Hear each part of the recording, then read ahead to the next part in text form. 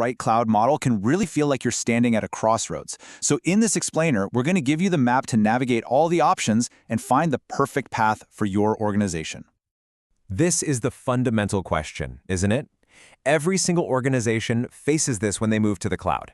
And the thing is, there's no one-size-fits-all answer. It all hinges on your unique needs for control, for compliance, and for scale. All right, here's our game plan. First, we're going to start at the cloud crossroads to define what a true cloud really is. Then, we'll dive into the private cloud and the public cloud. After that, we'll explore some of the more advanced models. And finally, we'll break down exactly how you can choose the right one. So before we can even start comparing models, we need a baseline. What actually makes a cloud a true cloud? Well, for that, we've got to turn to the official definition from the National Institute of Standards and Technology, NIST. You've got to remember these 5 traits. Seriously, whether it's a private setup in your own building or some massive public service, if it doesn't check all 5 of these boxes, it is not a true cloud. It's just old-school hosting with some new marketing. This right here is our foundation. First up is the private cloud. And the easiest way to picture it, just think of it like owning your own house. You control everything, who gets to come in, how it's all designed, and what the rules are inside. And NIST's official definition totally confirms this idea. The key phrase to lock onto is exclusive use by a single organization. It's a cloud environment built for just one tenant, even if that tenant has a bunch of different departments all using the space. But here's where it gets interesting. Private doesn't automatically mean in your own building.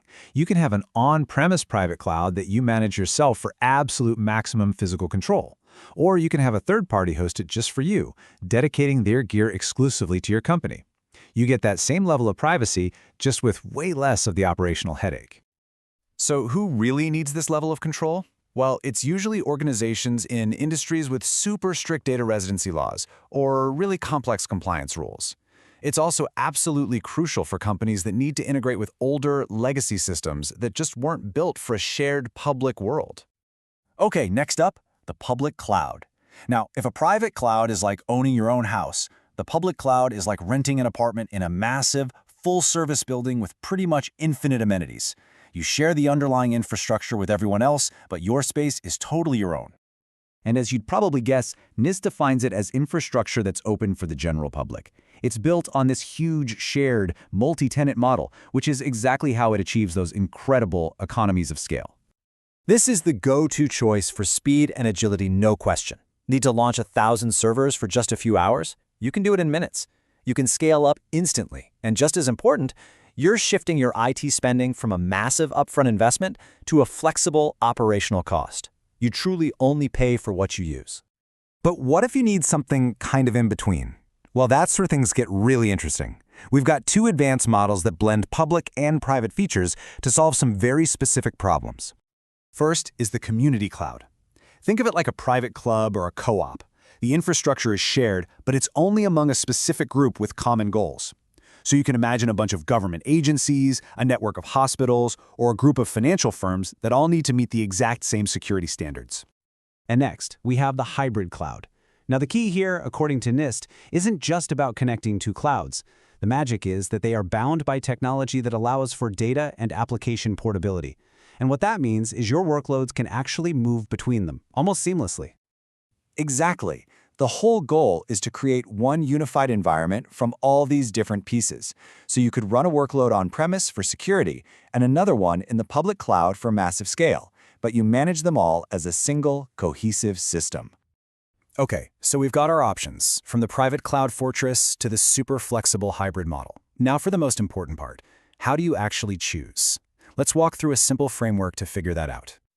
When it comes right down to it, the right choice is always a trade-off. It's about balancing your need for that fine-grained control against your demand for flexibility and pure speed. Let's just put this all together. For the public cloud, the key benefit is that elasticity and scale, which is perfect for variable workloads.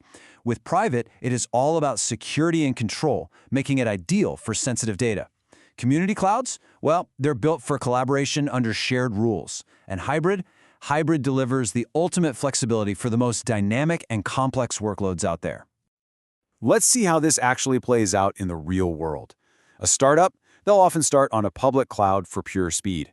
A group of government agencies might build a community cloud to meet their shared compliance rules. And a big retailer, they'll use a hybrid model, keeping their core operations private but bursting into the public cloud to handle those massive holiday traffic spikes.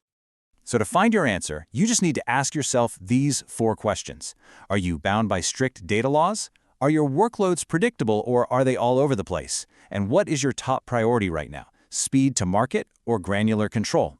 Your answers are going to point you directly to the right model, or more likely, the right combination of models for your cloud strategy. So the key takeaway here is this. The future of cloud isn't about picking just one model and sticking with it forever. It's about building a dynamic strategy that uses the right cloud for the right job. Which really leads us to one final big question. As more and more organizations adopt this flexible approach, will all clouds eventually become hybrid?